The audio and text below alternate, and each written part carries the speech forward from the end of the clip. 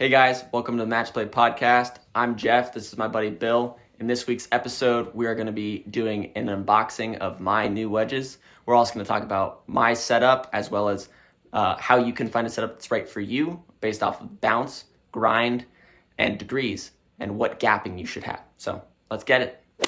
Hey guys, exciting day.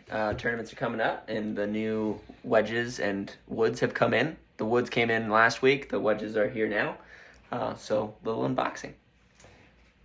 Obviously, always a fun day for any golfer. Folky wedges, wedge works, only the best. So, how long did we say we should go between getting new wedges? Every, 150 rounds recreationally. Yeah, I've been bad.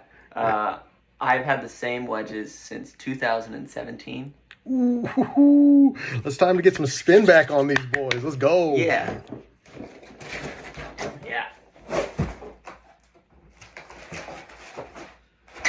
So as we talked about in our last video, we went with raw wedges. So this is a SM10 48 degree with a F grind on 10 degrees of bounce. We're going to get to our opinions on bounce here and grinds in a moment. I got these all with Tour S400s as Bill recommended because I play Dynamic Gold Tour X100s in all of my irons, so that's the proper progression.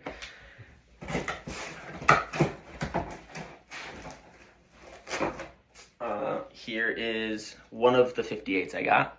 I got two, and we'll explain why in a moment. This is a 58 degree M grind with 8 degrees of bounce. This is a wedge I've been wanting for a long time.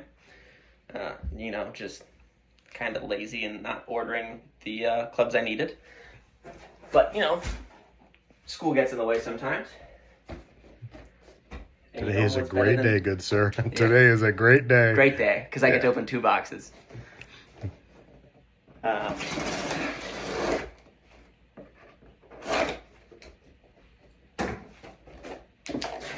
So, like I said, I ordered 2 58 degree wedges, and we'll explain why in a moment. So again, same Dynamic Gold S100 shafts. These are all raw, as Bill suggested I try this season. Yeah, you're gonna enjoy the extra feel. Yeah, I also have a little more time now and some working more, so I can actually afford to keep up with my wedge purchases and keep my game sharp. So this is a 58 with 12 degrees of bounce, and it's a D grind. This is the same exact setup as my previous 58 degree. The only difference is Bill and I took a little bit of the grind off just to fit my preference in the past. But we're going to get ahead and talk about why I have 2 58 degree wedges with 2 different bounces and 2 different grinds, as well as why I have 10 degrees of loft change between my wedges and my lowest 2 wedges at that. So stay tuned.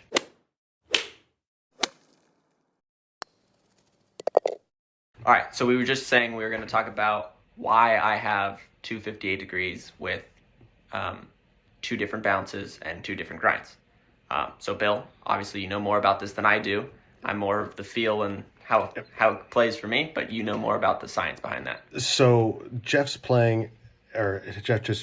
about to be playing a 5808 M grind and a 5812 D grind. It gives Jeff 2 different options for his turf conditions with similar grind points. Both the M and the D have trailing edge, heel, and toe grinds to a very similar depth and shape. He just gets the ability to have that more bounce when he's in those softer turf conditions, playing wetter courses as he's traveling and trying to, get himself out there. So having the same shaping and same loft with 2 different bounces allows him versatility for the courses that he's going to be seeing. Yeah, and it's something I've thought about doing for a while, and like I've mentioned earlier in the video, I didn't quite have the time to play the tournaments I wanted or the funds to necessarily have 2 wedges to be able to do this exact thing. But it just makes me more versatile when I travel to different courses, as well as based off of weather conditions and turf conditions, like Bill just said. Get the right tool for the job, so to say.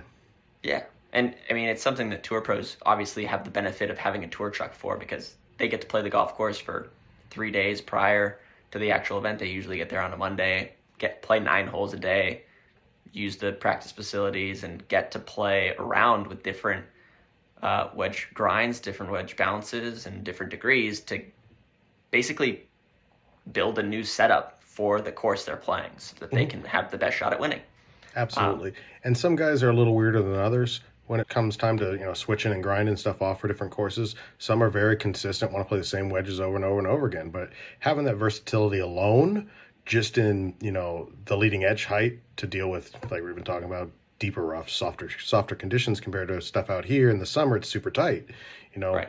It's wouldn't be, in Jeff's case, incredibly beneficial as a better player with a shallower attack angle to have a lot of bounce on his wedge.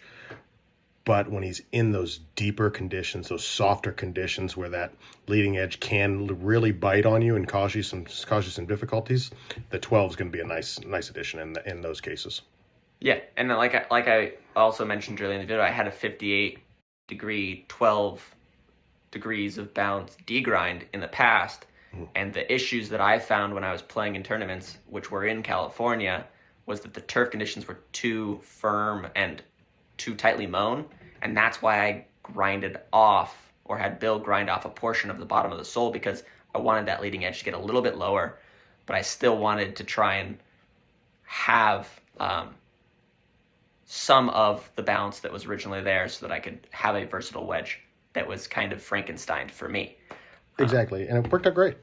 It did. It was fantastic. Obviously, playing 7 years with the same wedge is going to eventually lose a crazy amount of spin, like we talked about in our wedge video. I mean, when you sent that wedge, or last, not the one you sent it, but when I saw it last, when you sent your irons over and everything that I've done, I was like, man, this boy needs some grooves. Yeah, this thing is a frying pan flat. Like, what is he doing? Still spins them, but not as much as I used to. This. Yeah. Moving on from that, why do I play wedges that have a 10-degree difference? So typically, what would you say a tour pro has? So there's a variety of wedge setups. If we're talking just wedges, everybody, typically has a pitching wedge or a 46-degree, whatever you want to play, set or blade wedge. But then it'll go, a 50, 54 sand wedge, or like a 58 in a lob wedge for a majority of players. The actual loss will be tweaked around for that given player's yardages and things like that. But Jeff is a very handsy, feely player that, is very, very good at manipulating distances with, mid pitches and longer shots, flighted wedges, to really allow his bag to allow for probably the most deadly club in his bag, which is the 5-wood. So he plays that driver 3-wood, 5-wood. As we come back down, as I said, he's a very, very good wedge player. So he's able to keep that separation a little wider and still be able to control his distances without much suffering. Yeah, I mean, I just try to use half, three-quarter full swings when I'm honestly with the 58 and the 50, and it just gives me increments of pretty much 5 yards that I can play off of, and then off of that I can manipulate a little bit, or at least I feel like I manipulate a little bit to make it work.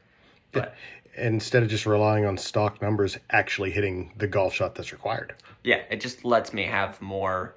I'm not the longest hitter per se. I'm not short in any means when it comes to hitting a golf ball, but it just allows me to put a little bit more emphasis and have my proper gap throughout the bag, which is, I like 10 yards of gap between my irons. I occasionally will play with 15 yards of gap.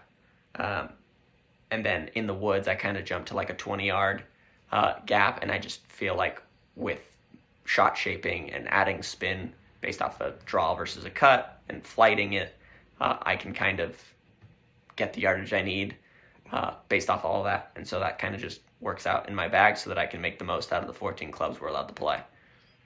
Absolutely. And, I wouldn't recommend that much of a loft gap for That's most a lot. amateur players. If you don't have that type of, control over your wedges and, flight it on demands, being able to take stuff off, then, having that sand wedge in there, or, the gap wedge if it's a new club to you, to help really improve upon the scoring area, giving you a little bit fuller chance into, for us recreational golfers, a little bit fuller swing, to give us the best chance at getting that, close to the pin, or for a birdie look, or even up and down par saves. I would highly recommend a 4 wedge setup, including a pitching wedge, to most golfers that aren't in the rare situation of Jeff, who's, as he said, isn't, like DJ Rory Long, hits it plenty far, but has the sheer tact and ability to be able to control the shorter half of his bag. Yeah, I mean, I probably would say for, honestly, a solid portion of golfers, being between 4 and 6 degrees aloft between wedges is probably pretty good. Absolutely. In terms of your setup. And you got to play, like we said earlier in multiple of our videos, swing your swing, play your game. And if you've listened to our course management videos, you're going to realize that our number one player in the world is currently doing is boring golf. He's hitting fairways, he's hitting greens, and he can putt now. So he's right on a roll. And again, Nelly, Korda, same way. When you look at them play, it's elegance in their swing, but they're playing boring golf. They just hit the shots they have to hit, and they're setting themselves up for success that way and limiting high numbers. So play your swing, play the equipment that's right for you, and you'll find a huge difference in your game. Absolutely. And a quick sidebar, let's go Nelly Korda for 5 in a row, being only one of 3. Good for her. That's awesome. That's sweet. Yeah. It's nuts. Well, on that note, we're going to end this video. So hope you enjoyed it. Again, if you have any questions on your gappings and your wedges, comment below. Please like and subscribe to the videos. It helps us to continue making these videos and keep educating the general golfing population to help them all get better and enjoy this game more. So have a great one, guys. Take it easy. Bye.